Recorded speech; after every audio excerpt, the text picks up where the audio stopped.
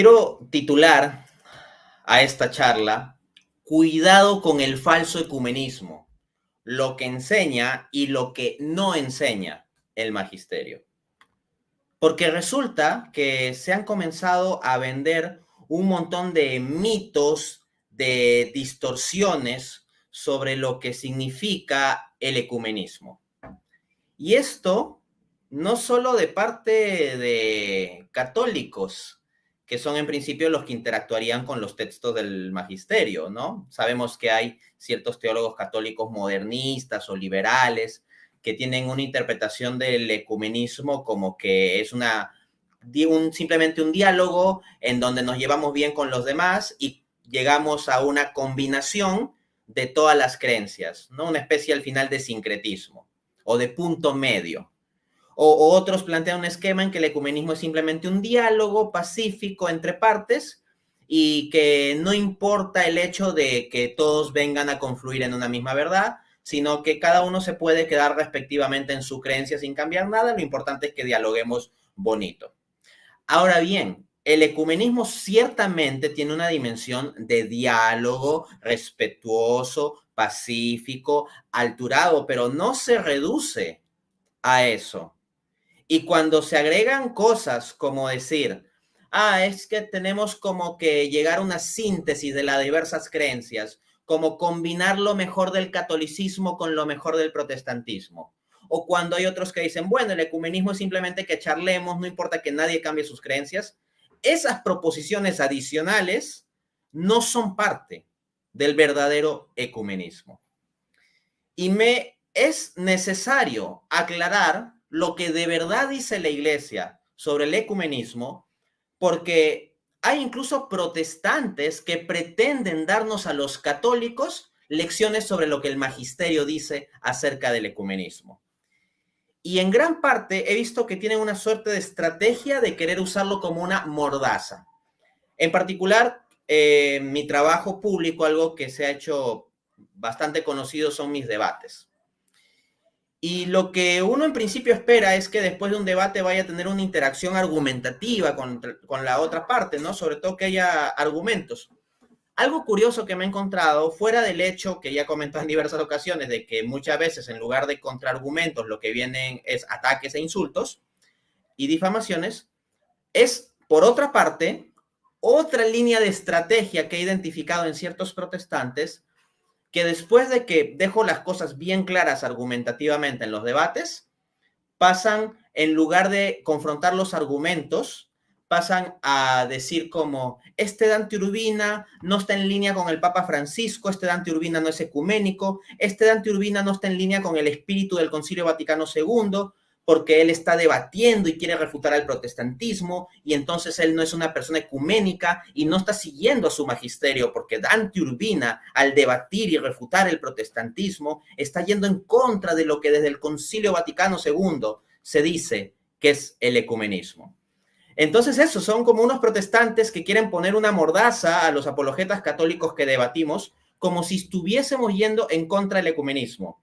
Y suelen llenarse la boca hablando del Papa Francisco, del Concilio Vaticano II, del espíritu del concilio, de la Iglesia de las últimas décadas, del magisterio actual, etcétera, etcétera. Pero se llenan la boca, pero pocas veces citan los textos, o cuando los citan, no los citan con rigurosidad. Entonces, con ese falso ecumenismo que quieren difundir, pretenden amordazarnos a los apologetas católicos para que no confrontemos sus errores. Es algo así como la lógica de te voy a acusar con tu mamá, ¿no? O sea, era como cuando uno es niño pequeño y hay una pelea en el colegio y entonces un niño le dice a otro, te voy a acusar con tu mamá. Entonces es como que el protestante le dice al católico, voy a decir al magisterio, cuidado con el Papa Francisco, porque si tú me refutas mi protestantismo o si me atacas mi protestantismo, entonces tú no estás siendo ecuménico y te voy a acusar con el magisterio de tu iglesia porque no estás siendo ecuménico. Entonces es un poco ese tipo de lógica, pero como digo, se basa en una mentira. Y yo voy a ser muy claro y muy enfático en procurar decir las cosas como son, pero yo no estoy atacando a personas a nivel personal. Lo que yo ataco son ideas, porque el error no es sujeto de derechos. Las personas son sujeto de derecho. Y en ese sentido, a las personas ha de tener uno, ante las personas, respeto. Y yo procuro tener respeto ante las personas. Lo que yo ataco con fuerza no es a las personas en cuanto tales, sino a las ideas falsas o a los malos actos, porque los malos actos o actitudes pueden ser cuestionados. Dado este contexto, entonces, vamos a ver lo que de verdad dice el magisterio sobre el ecumenismo y vamos a dejar bien en claro, por tanto, que los apologetas católicos que debatimos, en tanto no entremos en falta de respeto o ataques personales, sino que defendamos con firmeza nuestra fe, pero con caridad, no estamos yendo en contra del ecumenismo. Bien, sin más preámbulos, entonces, vamos a mostrarlo. Y voy a ir en orden cronológico. Voy a mostrar textos desde el Concilio Vaticano II hasta declaraciones del Papa Francisco. Voy a mostrar cómo una buena apologética está en línea con el ecumenismo de la Iglesia y el magisterio vivo.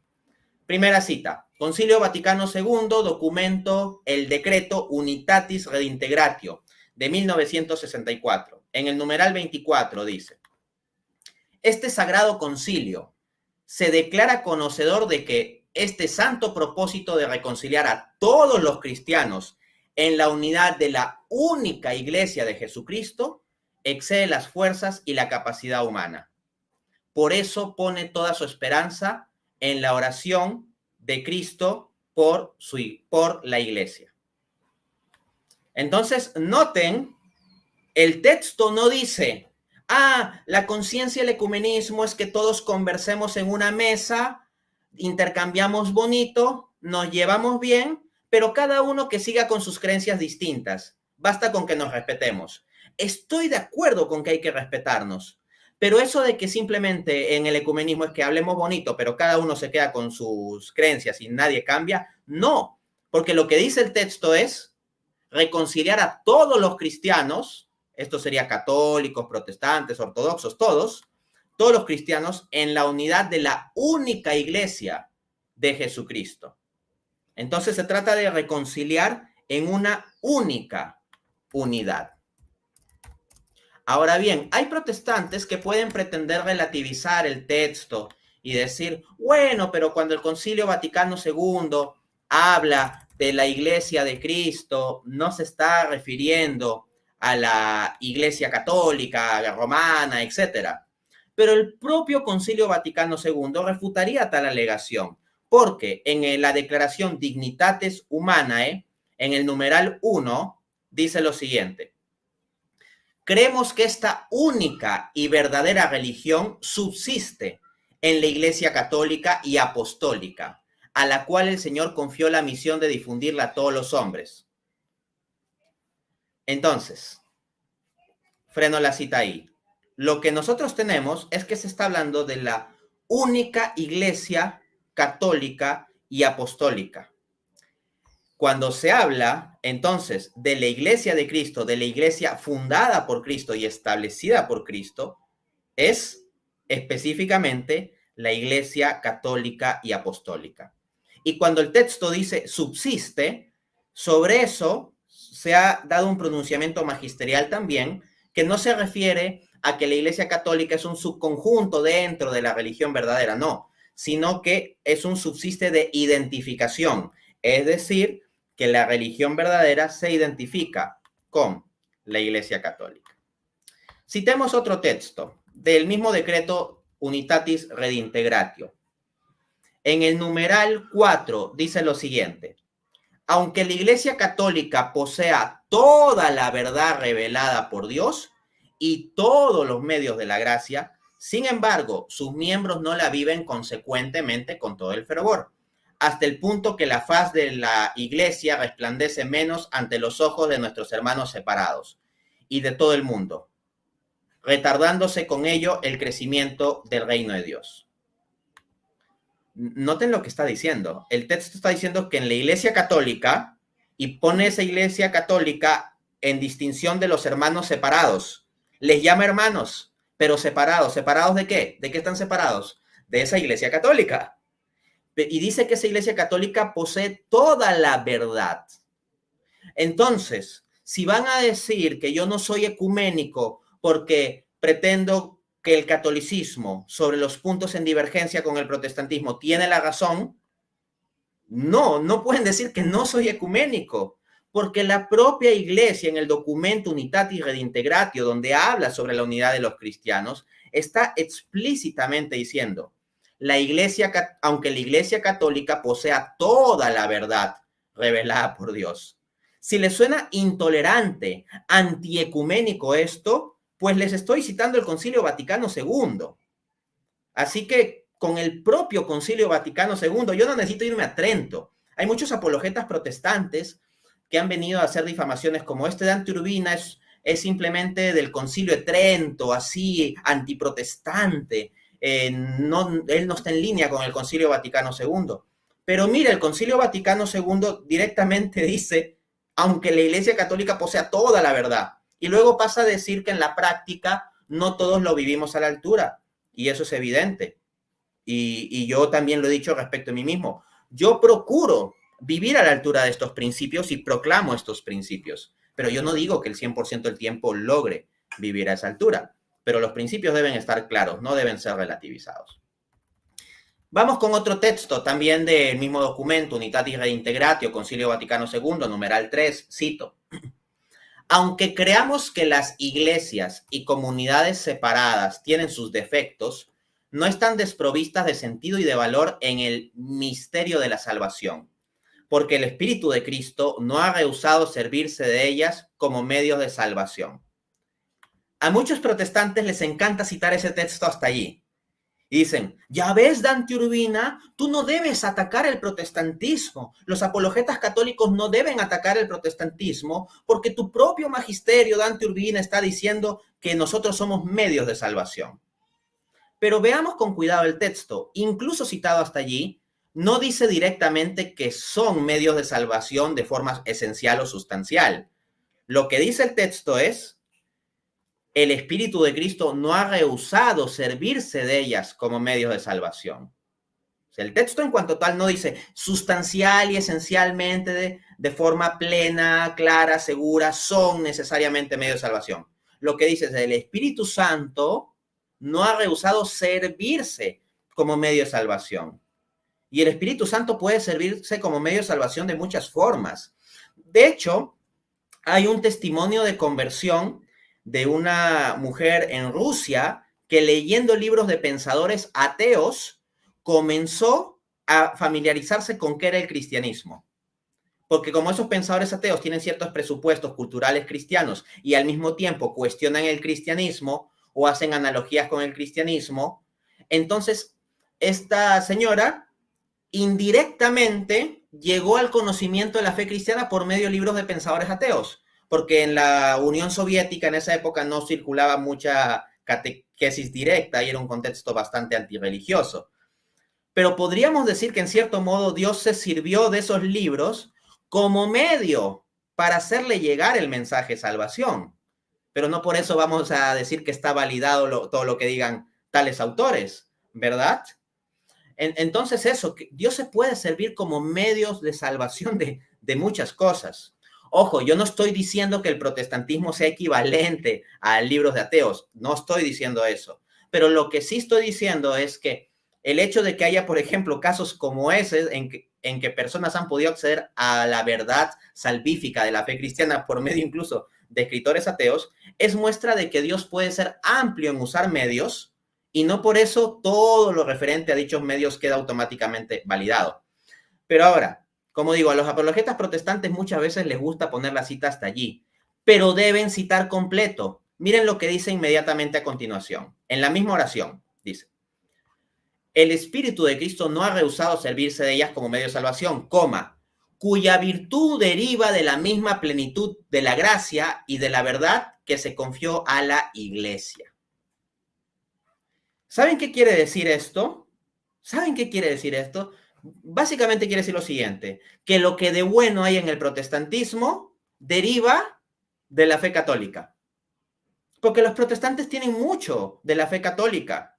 El bautismo trinitario, Es una cosa buena que tienen los protestantes, pero les deriva de la Iglesia Católica. Tienen las Escrituras, tienen un conjunto de tradición que asumen de forma explícita o implícita y que viene de la Iglesia Católica.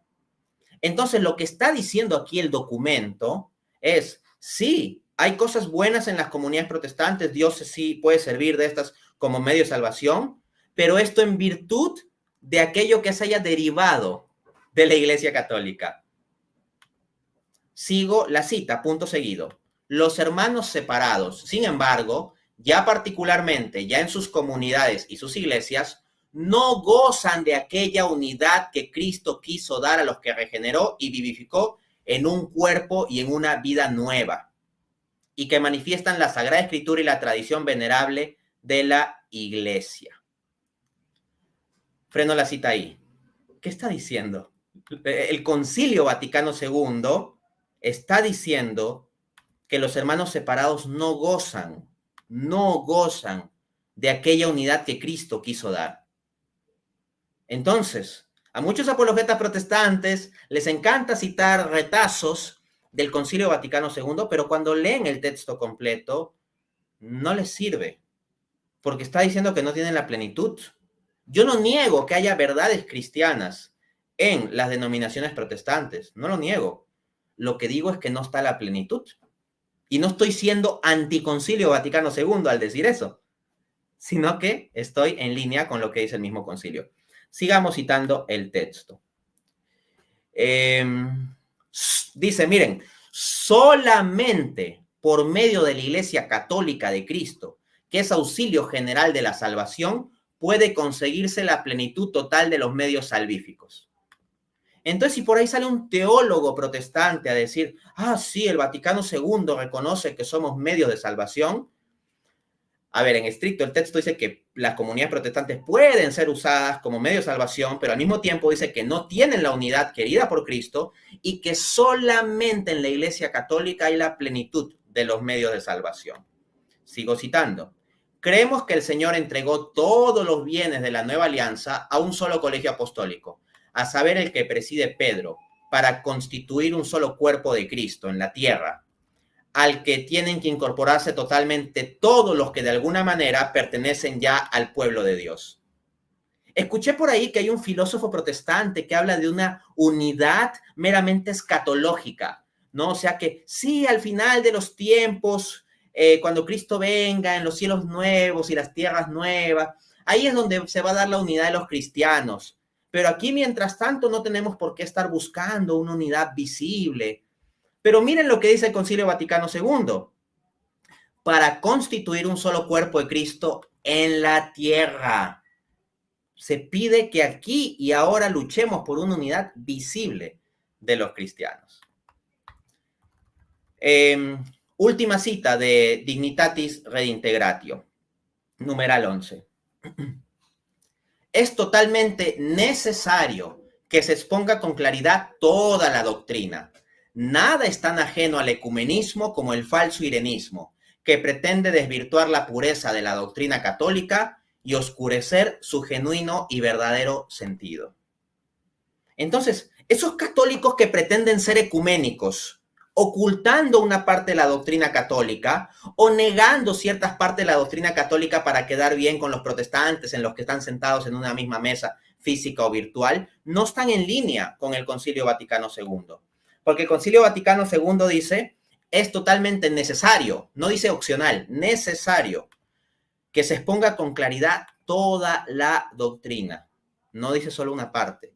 No dice que se puede negar una parte para caer bien y para llevarnos bien y todos en paz. Porque si todos nos llevamos bonito y en paz, pero no hemos expuesto con claridad la doctrina, toda la doctrina, el Concilio Vaticano II condena esa situación llamándole falso irenismo, una falsa paz, no la auténtica.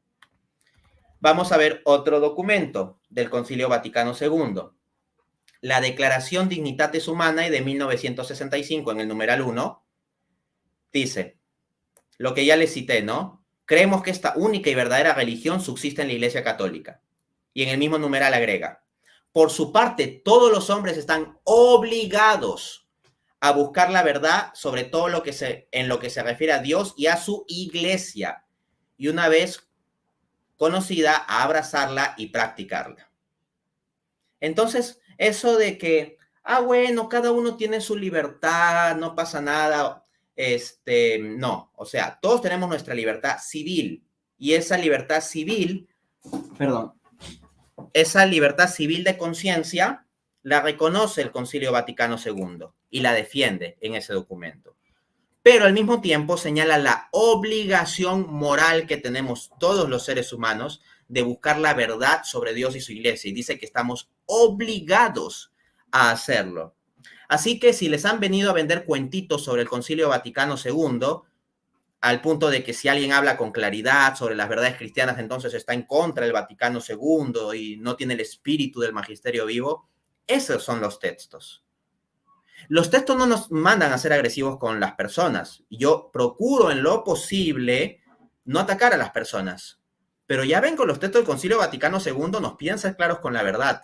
Así que no pretendan utilizar el Concilio Vaticano II para que uno ya no haga apologética.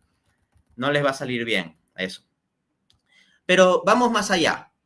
Pueden decir, bueno, pero los últimos papas, Dante Urbina, mira, Juan Pablo II, Benedicto XVI, el Papa Francisco, son papas que están en contra de este tipo de apologética que tú haces, ¿no? A ver, vamos a ver. En primer lugar, yo no afirmo que todo lo que yo hago es perfecto, pero sí procuro estar en línea con lo que plantea el magisterio.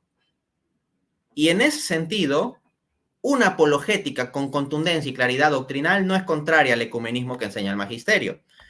¿Cómo voy a pasar a demostrar? Juan Pablo II, en la encíclica Ut Unum Sint de 1995, numeral 86, dice, abro cita, la Constitución Lumen Gentium, en una de sus afirmaciones fundamentales recogida por el decreto Unitatis Reintegratio, declara que la única Iglesia de Cristo subsiste en la Iglesia Católica. El decreto sobre el ecumenismo señala la presencia en la misma de la plenitud, latín plenitudo, de los medios de salvación.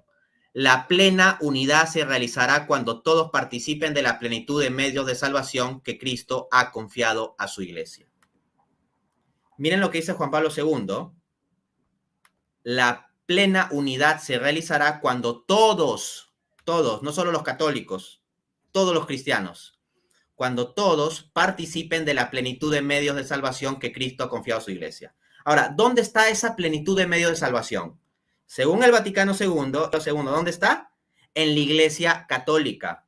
En consecuencia, esta última frase, Juan Pablo II, implica que la plenitud de la unidad se realizará cuando todos vengan a la Iglesia Católica. Así es.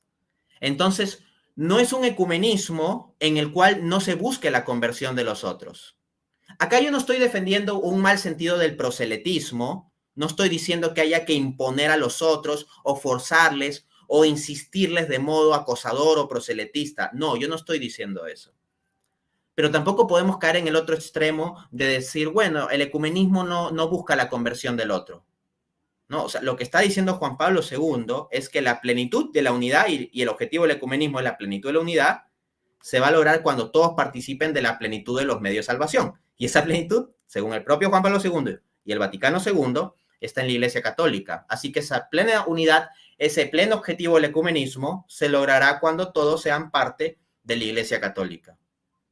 Puede ser que les suene duro, pero esto es lo que implican las frases de Juan Pablo II, así que no insistan en poner a los papas o al Concilio Vaticano II como en contra de los que hacemos apologética o debatimos. Al menos por el solo hecho de hacer apologética o de debatir. Entiendo que hay personas que pueden caer en malas prácticas, en desviaciones, en abusos, etcétera, y todos podemos tener ciertas fallas, pero no se pretenda por eso anular toda la apologética o toda la actividad relacionada con debates o responder ante el error. En el mismo documento, Ut Unum Sim, dice Juan Pablo II, numeral 9, la unidad dada por el Espíritu Santo no consiste simplemente en el encontrarse juntas unas personas que se suman unas a otras. Es una unidad constituida por los vínculos de la profesión de la fe, de los sacramentos y de la comunión jerárquica. Hay muchos que se pretenden ecuménicos, que están realizando el ecumenismo porque se sientan juntos, católicos, protestantes, ortodoxos y hasta más gente.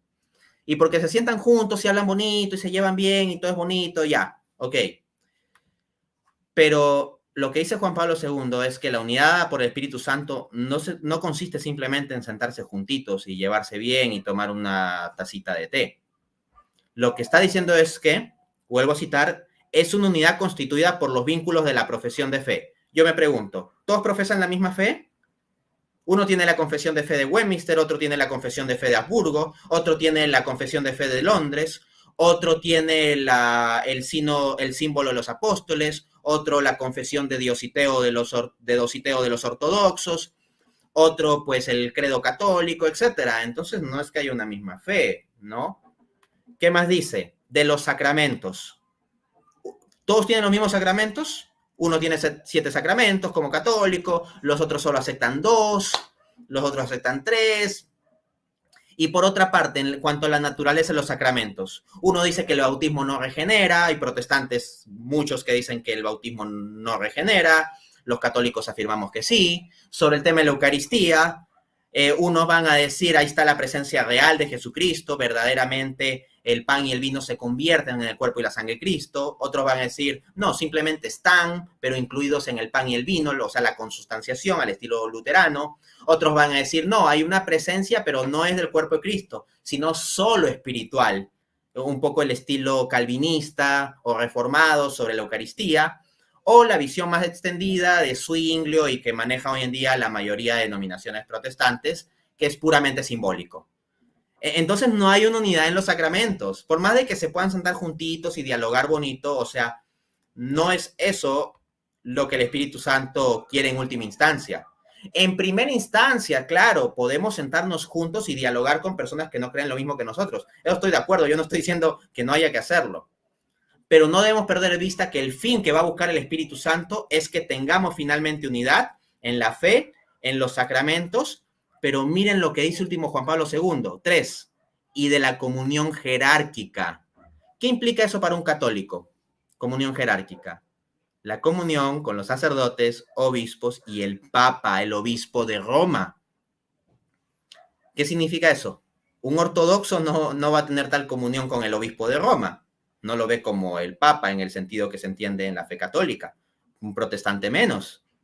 Entonces lo que está diciendo San Juan Pablo II en este texto es que la unidad que quiere el Espíritu Santo es una unidad constituida por los vínculos de la profesión de fe, de los sacramentos y de la comunión jerárquica.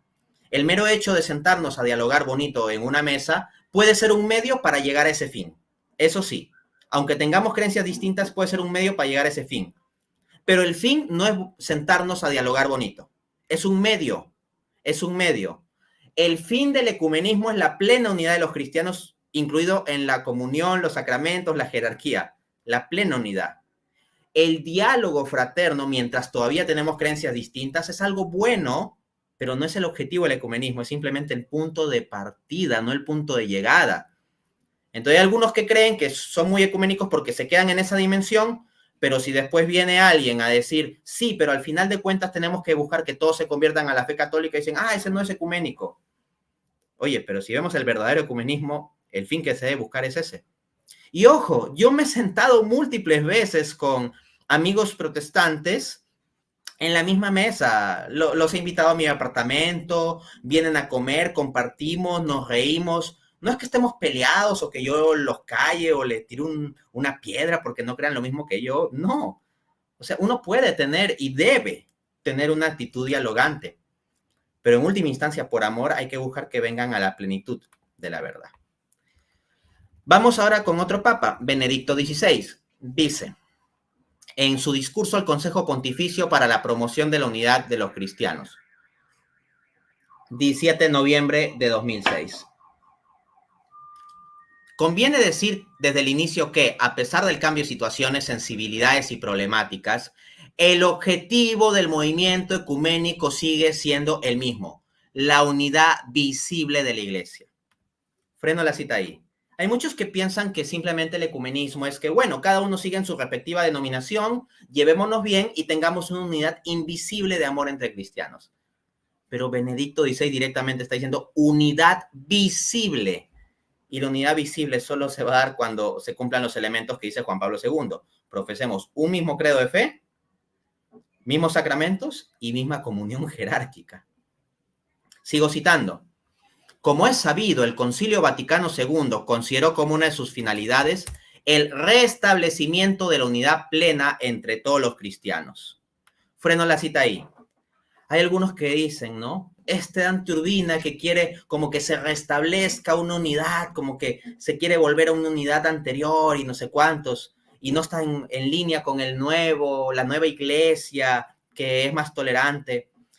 A ver, Benedicto XVI está hablando de restablecimiento, no de inventar algo nuevo, una nueva unidad entre cristianos, no inventar una nueva unidad, sino restablecer la unidad previa a las rupturas, antes del cisma de Occidente, antes del cisma de Oriente, antes de la ruptura protestante, ¿no? En el siglo XVI, pues, protestantismo se sale. En el siglo sería 11, ¿no? Tenemos el cisma de Oriente, entonces hay situaciones que se han dado y acá se habla de restaurar la unidad. Sigue Benedicto XVI. Esta es también mi intención. El propio Benedicto XVI está diciendo que esa es su intención. Sigo. Aprovecho buen grado esta ocasión para repetir y confirmar con renovada convicción lo que afirmé al inicio de mi ministerio en la cátedra de Pedro. Su actual sucesor, dije entonces, asume como compromiso prioritario trabajar con el máximo empeño por el restablecimiento de la unidad plena y visible de todos los discípulos de Cristo. Esta es su voluntad y este es su apremiante deber. Una unidad visible, plena, visible. Entonces, que Benedicto XVI pueda estar perfectamente abierto a sentarse con hermanos separados que no crean lo mismo que él y conversar amablemente, claro que sí, pero su objetivo no es quedarse en eso. Su objetivo, según él de forma muy explícita dice, es al final que todos vayan a una misma unidad visible. Asimismo, en este discurso dice también Benedicto XVI, ciertamente el relativismo o el fácil y falso irenismo no resuelven la búsqueda ecuménica, al contrario, la desvían y desorientan. Entonces, si viene algún teólogo, algún filósofo a decir, no, lo que tenemos que buscar es, pues, ser tolerantes aquí, tenemos creencias distintas, agarremos lo mejor del catolicismo y lo mejor del protestantismo y lo vamos combinando y vamos teniendo ese tipo de unidad, de ese combinado, que salga lo mejor. No. O sea, el relativismo o el falso irenismo no resuelven la búsqueda ecuménica. Cualquier filósofo o teólogo que venga a pretender ese tipo de unidad va a tener a Benedicto XVI en contra. Así que no pretendan ampararse en los últimos papas. Pero la vieja confiable, van a apelar a no, pero es que el Papa Francisco, Dante está en contra del Papa Francisco porque Dante dice las cosas así, porque Dante debate, porque Dante ataca al protestantismo, etc. Bueno, vamos a ver lo que dice el Papa Francisco. Papa Francisco, discurso a los miembros de la Academia de Suecia, 19 de noviembre de 2021. Diálogo no es sinónimo de relativismo. De hecho, una sociedad es más noble cuando cultiva más la búsqueda de la verdad. Entonces, ojo, no se dice, la nobleza es que cada uno tiene su verdad y nos sentamos a conversar cada uno con su verdad y ya. No, ser noble y como una sociedad más noble es en la medida que se da la búsqueda de la verdad, no un relativismo.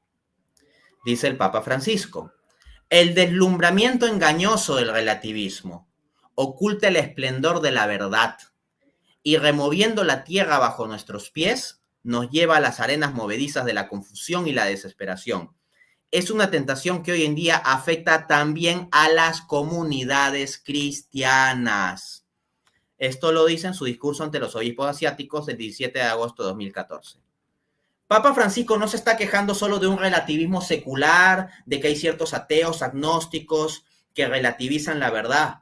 Está diciendo que en las propias comunidades cristianas se está dando esto. Y el Papa Francisco no está diciendo, bueno, si hay eso, llevémoslo con paz, no digamos mayor cosa, simplemente todo es paz y amor, al estilo hippie, ¿no? Lo que dice el Papa Francisco es que es un deslumbramiento engañoso, que oculta el esplendor de la verdad y que nos lleva a arenas movedizas de confusión y desesperación. Hay gente en la que yo veo sumida en confusión y desesperación precisamente porque andan en vaivenes doctrinales, porque andan de aquí por allá con cualquier viento de doctrina y que con su supuesta libertad filosófica o teológica de especular, al final no pisan terreno firme nunca. Finalmente, dice el Papa, a unas citas más, dice el Papa Francisco en su documento Fratelli Tutti de 2020, numeral 50, podemos buscar juntos la verdad en el diálogo, en la conversación reposada o en la discusión apasionada. Es un camino perseverante, hecho también de silencios y de sufrimientos. Hay apologetas protestantes que yo he visto que vienen a decir como que los católicos no deberíamos debatir, que nuestro magisterio nos prohíbe debatir, que debatir está mal, que debatir es antiecuménico y por lo tanto los católicos deberíamos quedarnos calladitos en lugar de debatir. Pero dense cuenta que el propio Papa Francisco está diciendo unos medios de búsqueda de la verdad. En el diálogo, dice, primero el diálogo. Luego dice, en la conversación reposada. Entonces, yo no estoy en contra de la conversación reposada, es ciertamente un medio. De hecho, cuando recibo amigos en mi casa que tienen creencias distintas a mí, no les planteo un debate formal ahí, tal como me han visto a mí en debates formales. Hacemos una conversación reposada, entonces es un medio. Y luego dice, o en la discusión apasionada. Papa Francisco dice, podemos buscar juntos la verdad en la discusión apasionada. Así que discutir los temas con pasión, porque son temas apasionantes, y yo lo con énfasis, pero no es lo mismo que faltar el respeto.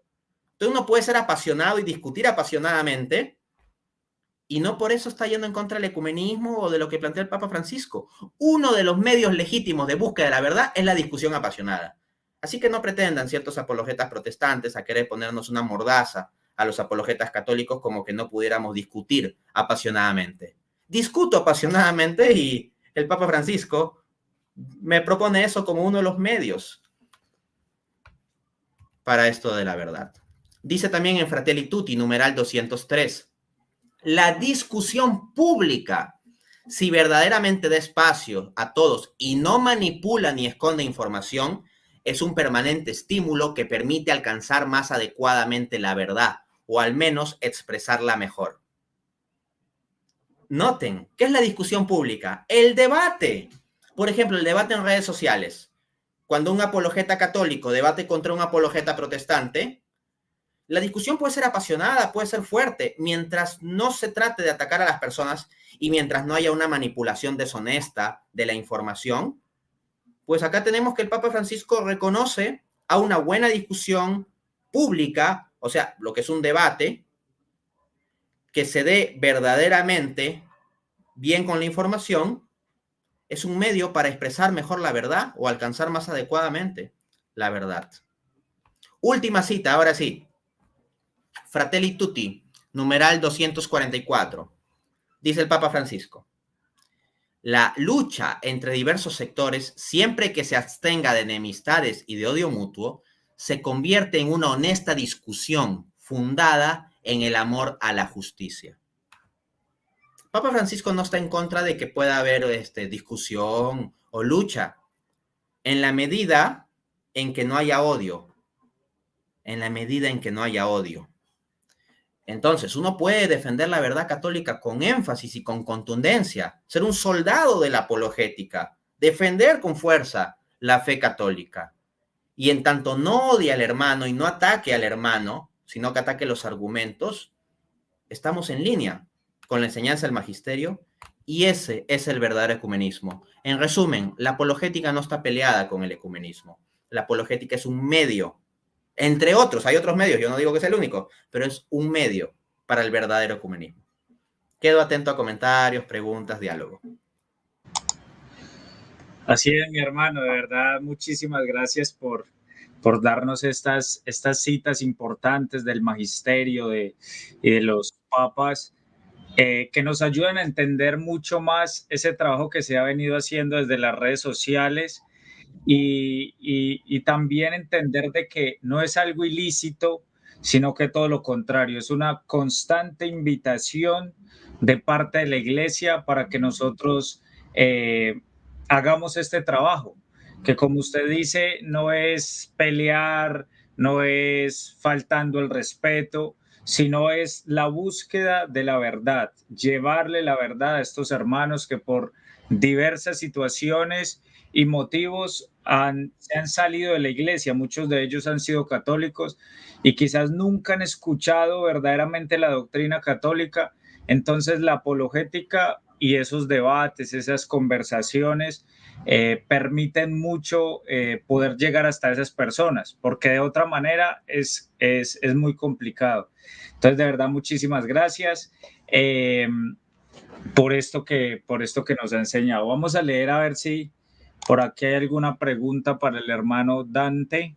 En ese sentido, mi hermano, yo sí tengo una pregunta. En ese sentido, uno cómo puede manejar uno esa situación de que dentro de la misma iglesia se ve uno como que lo miran mal cuando usted toma este camino de la apologética, como que no, es que a usted le gusta pelear con los evangélicos.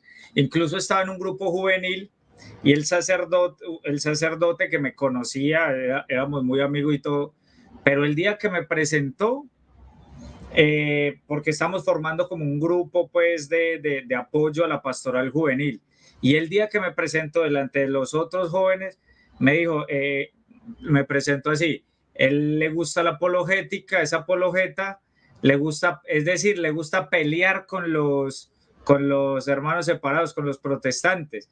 Entonces, ¿cómo hace uno como para sobrellevar ese mote de que si usted es apologeta, si a usted le gusta la apologética es porque le gusta pelear con los protestantes?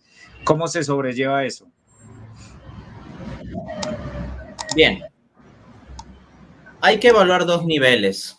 Primero, claro, uno tiene que constantemente retarse y evaluarse a uno mismo, purificar la intención. Esto es como llevar un barco con un timón. Las olas constantemente van a querer llevar al barco en otra dirección.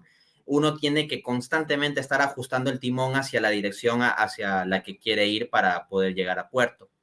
Entonces, ciertamente en la apologética existe el peligro, es un peligro real, latente, continuo, de que podamos desviarnos al simple afán de discutir y que podamos caer en las vanas discusiones. Eso es un riesgo real. Sin embargo, es una difamación contra la apologética el suponer que necesariamente por el solo hecho de hacer una apologética es que la persona tiene una intención de las vanas discusiones, simplemente pelear, etcétera.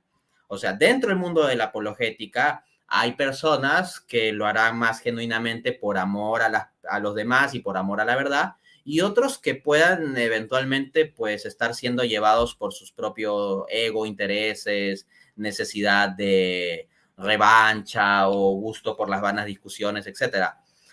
Pero no se debe pensar que automáticamente a todos los podemos encerrar en ese paquete. Entonces, es cierto también que justos pagan por pecadores. Esto es, que a personas que hacen buena apologética se la pone como en el mismo paquete de como unos peleoneros que simplemente buscan malas discusiones porque existen personas que hacen una mala apologética. O sea, por causa de personas que hacen mala apologética o que bastardean la apologética, muchas veces se pone un estigma a quienes hacen o buscan hacer una buena apologética. Entonces, uno tiene que entender que va a haber ese malentendido de todas maneras y que incluso si hace apologética del mejor modo, aún así va a recibir críticas. O sea, al propio Jesús lo difamaron y le dijeron un montón de cosas que no eran ciertas. Con más razón nos va a pasar a nosotros que no somos perfectos, sino que encima tenemos defectos reales. Pero mira lo que dice el apóstol Pablo en Gálatas 1:10. No busco la aprobación de los hombres, sino la de Dios. Si yo quisiera quedar bien con los hombres, ya no sería un siervo de Cristo. Entonces, el comprometerse con una buena apologética lleva a que va a haber mucha gente que te va a querer, que te va a apreciar, que te va a felicitar, así como mucha gente quería, apreciaba y felicitaba a Pablo. Pero también va a haber gente que no te va a comprender, que te va a odiar, que te va a difamar, y a veces va a ser gente dentro de la misma iglesia. Porque al propio Pablo no solo le pasó que hablaban mal de los judíos, sino le pasó que personas cristianas dentro de las mismas comunidades cristianas hablaban mal de él. Entonces, entendamos que a Jesús, al apóstol Pablo también le pasaban ese tipo de cosas, y pensemos entonces que si ellos, Jesús perfecto, Pablo un santo gigantesco, les pasaban esas cosas, pues que a nosotros nos vaya a pasar tendría como que ser casi obvio. Ahora bien, si se nos plantea, no, pero es que tú discutes y no está mal, y está mal discutir, pues mira lo que dice la Biblia, Hechos 17 del 1 al 3. Llegaron a Tesalónica, donde había una sinagoga de los judíos, y Pablo, como acostumbraba, fue a ellos y por 3 días discutió con ellos, declarando y exponiendo por medio de las escrituras que era necesario que el Cristo padeciese y resucitase de entre los muertos. El texto nos está diciendo que Pablo tenía la costumbre, no es algo que hizo una vez, la costumbre de ponerse a discutir. ¿Y cómo discutía? Citando Biblia, porque dice con las escrituras. Entonces, si por el solo hecho de que nosotros como apologetas tenemos la costumbre de discutir citando Biblia, no, nos quieren poner entonces como unos peleoneros que simplemente buscamos pelear con otros y punto, pues que vayan a decir eso del apóstol Pablo, ¿no? O sea, no estoy diciendo, repito, que no haya personas que no caigan en desviaciones. Hay quienes pueden caer en esas desviaciones. Pero el solo hecho de discutir o incluso acostumbrar discutir citando las escrituras no es automáticamente muestra de que uno sea contencioso. Porque Pablo no lo era y aún así debatía. Así es. Yo siempre digo eso. Yo digo, hay diferentes modelos de evangelización y uno de esos modelos es el de Pablo. Y Pablo discutía basándose en las escrituras, que es lo más importante, no usted irse con sus propios argumentos, con sus propias palabras, sino basándose en las escrituras. Por eso ahí hacen como ese énfasis. Por aquí hay una pregunta de Carlos Casco que dice: ¿el ecumenismo es una reunión de representantes de diferentes religiones o es solo referente a los protestantes, a otras sectas? ¿Es enfocados a todos en general o solo a los protestantes? Buena pregunta. Hay que distinguir lo que es el ecumenismo del diálogo interreligioso. Cuando en los documentos magisteriales se habla del ecumenismo, se entiende que es el diálogo con personas cristianas no católicas. En cambio, cuando se habla de diálogo interreligioso, se entiende del diálogo entre personas cristianas y personas en religiones no cristianas. Entonces se maneja pues a distintos niveles esto y hay que saber distinguirlo. Ciertamente tenemos que estar preparados para dar razón de nuestra fe ante todos, tanto ante cristianos no católicos como ante personas de religiones no cristianas. ¿No? Dice, estén siempre preparados para dar razón de vuestra esperanza a todo el que os la demande. Primera de Pedro 3:15. Entonces, si un ateo, un budista, un musulmán, un protestante nos demandan razón de nuestra fe católica, tenemos que saber dar razón. Sin embargo, repito, lo que hemos hablado hoy en día de ecumenismo se enfoca en diálogo con cristianos no católicos, no con otras religiones.